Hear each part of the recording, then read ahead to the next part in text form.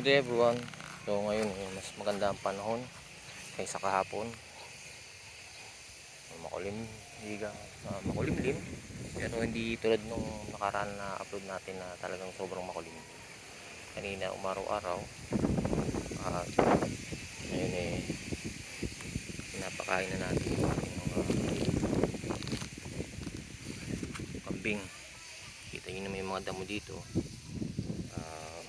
Malalago at talagang green na green. Yan ay isa sa mga gustong gusto ng ating mga kambing, ang ganyang kagagandang mga damo. Papansin nyo naman dito, na-open yung cellphone natin, green na green. So, yan ay gusto ng ating mga kambing, lalo na itong part na to na kinakainan ng brown. Ganda. So mamaya ubos na yan.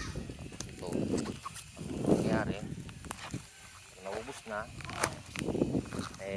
atin naman silang ililipat dun sa kabilang side naman, kasi yan yung ginagawa natin na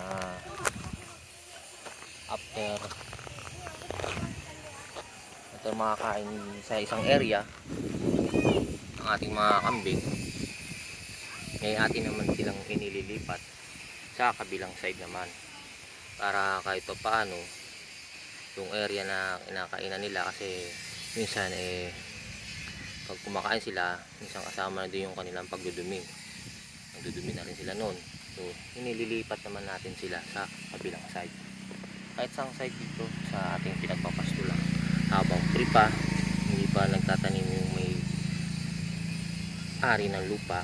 Kasi alam ko ngayong panahon na ito kung hindi June, July, malapit na rin mag-August.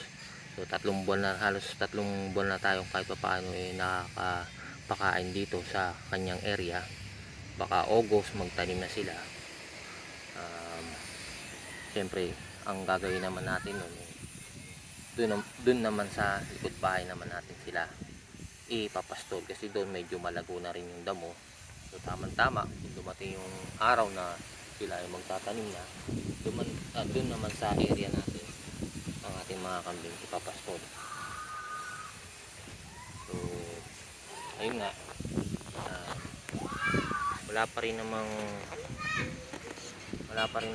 buyer ng ating kambing, at okay lang din naman yun, kasi hindi ko rin naman minamadali yung pagbibenta ng ating mga kasi pag the more na minamadali natin, may mga buy and sell na bumibili ng kambing, pinaparat lalo yung ating mga alaga. Ayun naman ayaw kong dumating sa punto na gano'n na bigla na lang natin silang ibibenta sa presyo na lugi tayo. Yun kailangan tama lang na kahit paano naging sulit yung pagod na sa ating pag-aalaga ng kambing. Kasi minsan nga pag tag-ulan, kukuha tayo sa area ng mga dahon ng saging, kung ano pang damo, doon tayo kumukuha paano na umuulan.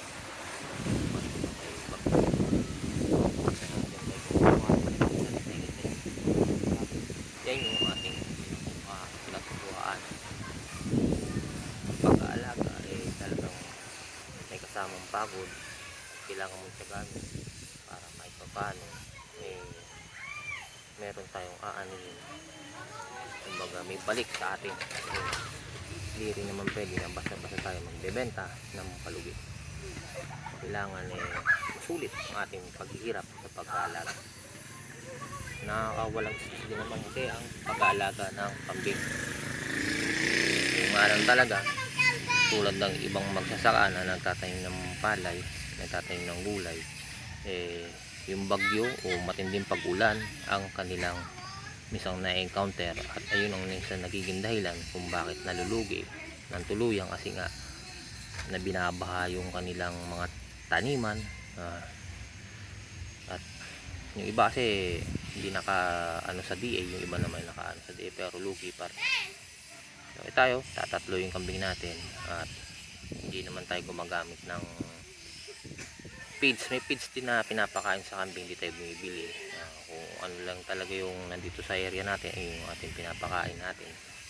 So, tipid, oo, nakakalis, hindi tulad ng aking mga manok at hanggang sa pabo na talagang binibilhan natin ng feeds. Pero ngayon sinusubukan natin pakainin naman sila ng mga dahon tulad ng mga damo, napier, dahon ng kamote, mata de ago, mata de cacao, dahon ng papaya. Sinasamahan na natin uli ng ganung pakain. Hinahayaan ko na yun ito kain nila. Sana nga mapulpil ko rin yung 70% na organic na pakain, tapos 30% na lang yung feeds sa ating mga alagang mga manok at mga pabo. So ito 100% ang pakain natin sa ating kambing ay talagang organic, hindi tayo gumagamit ng feeds. Pinagdadasal ko na lang na sana may bumili yung tamang presyo, tapos talagang itutuloy ko pa rin na pag nabenta bibili ng mga bagong wali, papalakihin, tapos ibibenta ulit. Ganun na lang yung siguro yung pinakamagandang proseso sa pag-aalaga ko ng kambing. Kasi yung unang maliit ang ating area, the more na napansin ko, the more na madami kang alaga, the more din na mamumblema ka sa kulungan nila, lalo na sa panahon ng tagulan. So, kaya kailangan limit sa lahat, pati sa mga alagang manok, tutuloy na natin yung egg production. Tutuloy natin yon kahit medyo nahihirapan tayo ngayon mapaitlog natin mga manok, pero at least importante may mga papisa tayong sisiw sa ating i-incubate para may panibago tayong materyales ng mga manok. So ayun lang po yung isa sa ating mga karanasan sa pag-aalaga ng kambing o sa pagba-backyard farming. Tiyaga, kahit na medyo nakakapagod, nakakaramdam pa rin tayo ng kasiyahan sa ating sarili dahil sa pag-aalaga. So yun lang po. Don't forget to like, share, and subscribe. Maraming salamat po.